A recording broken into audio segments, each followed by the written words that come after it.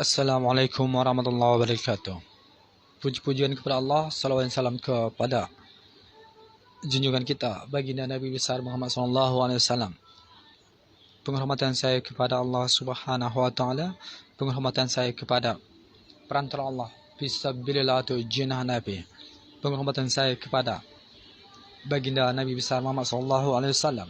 Penghormatan saya kepada umat baginda di seluruh dunia internasional. Penghormatan saya kepada negara Malaysia.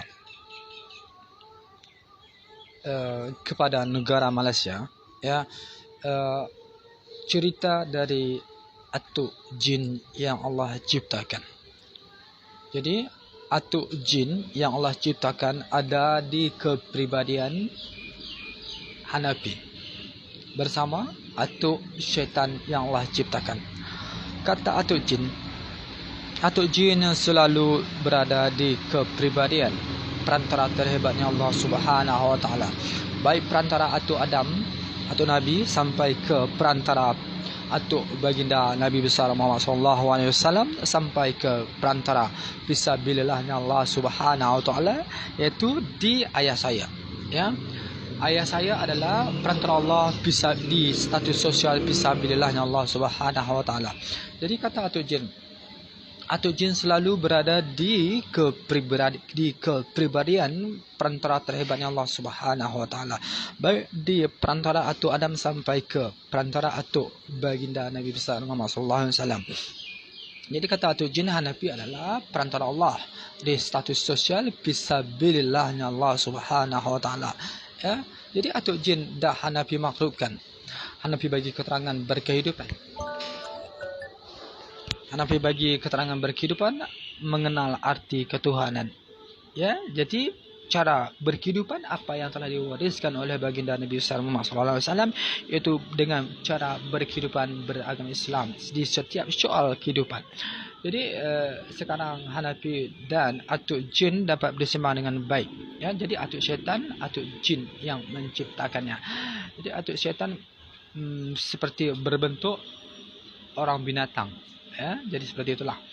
Jadi kata atuk jin kepada saya, kepada Hanafi, atuk kalau tak dapat kawan dengan orang Adam, ya, atau perantara Allah Subhanahu wa taala di baik perantara atuk Nabi ataupun di perantara atuk ataupun di perantara fisabilillah, atuk tak dapat rezeki untuk mengenal arti ketuhanan.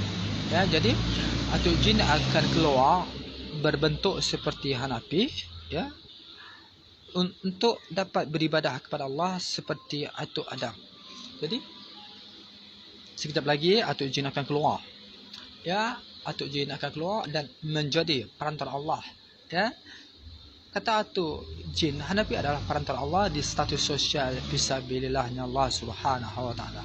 Jadi sekejap lagi atuk jin akan keluar dan menjadi perantara Allah di status sosial fisabilillahnya Allah Subhanahu wa taala bersama fisabilillah Hanafi dan fisabilillah atuk jin Hanafi beserta juga fisabilillah atuk syaitan Hanafi.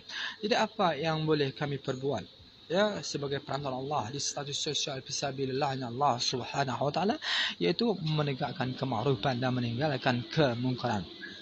Kata atuk jin Hanafi adalah Allah bagi tanda kertas putih.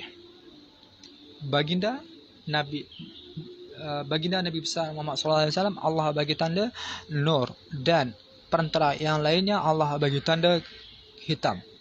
Jadi di kertas putih Hanafi banyak sekali terjadi soal kemungkaran dan soal kemakrufan.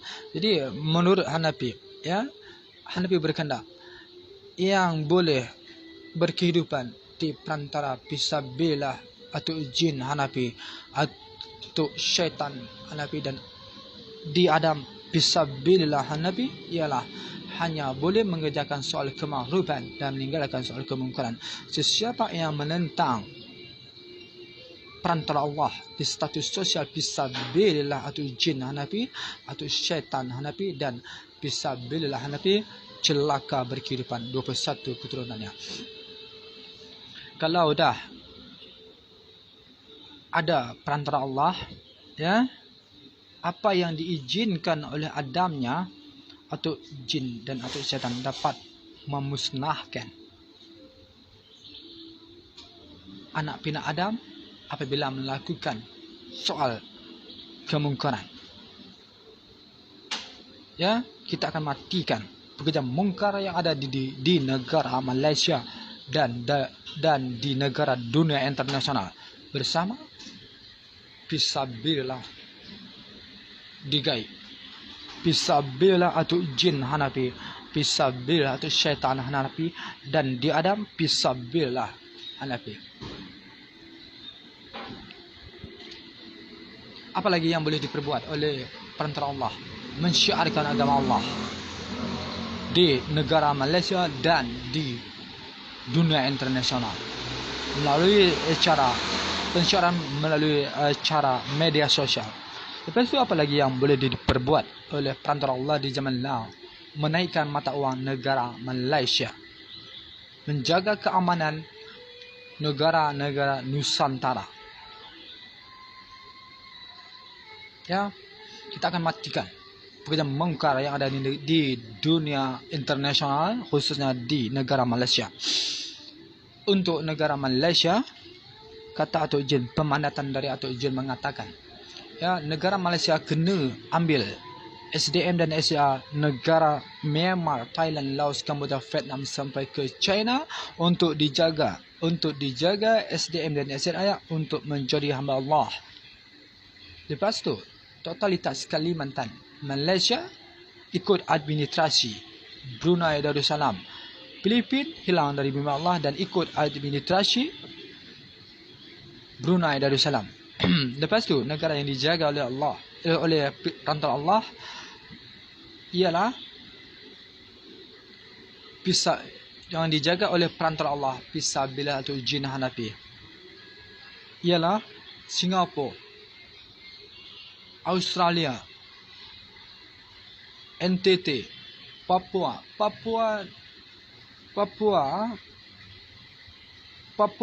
Nugini, Papua ikut Papua Nugini. Lepas tu Pulau Jawa tenggelam, masyarakatnya dimatikan oleh Atuk Jin karena tak berguna untuk dapat membahagikan tanah dan masyarakat yang lainnya. Lepas tu pusat ibu kota negara Indonesia berpindah ke Sumatera. Wilayah negara Indonesia ialah Sumatera, Kalimantan, Sulawesi adalah hutan negara Indonesia. Lepas tu, hutan negara Malaysia ialah daerah tanah negara Myanmar. Kata Atuk Jin seperti itu.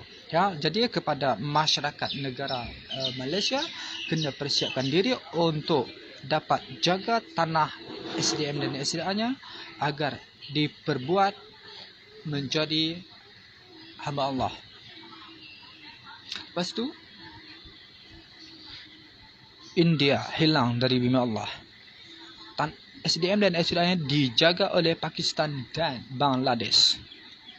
Jadi itulah.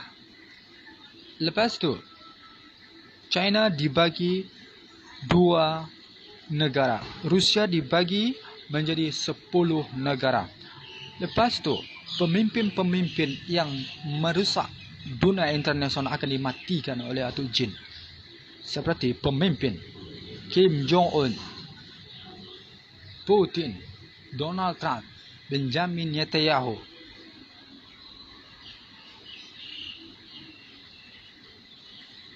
Pemimpin Myanmar, Thailand, Laos, Kamboja, Vietnam akan dimatikan oleh Atuk Jin karena pemimpin itu ialah pemimpin perusak dunia internasional yang tak dapat menjadi hamba Allah dan menyerukan masyarakat menjadi hamba Allah.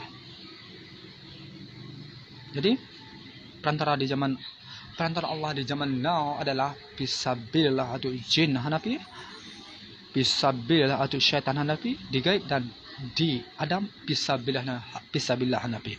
Billahi taufiq walhidayah. Assalamualaikum warahmatullahi wabarakatuh.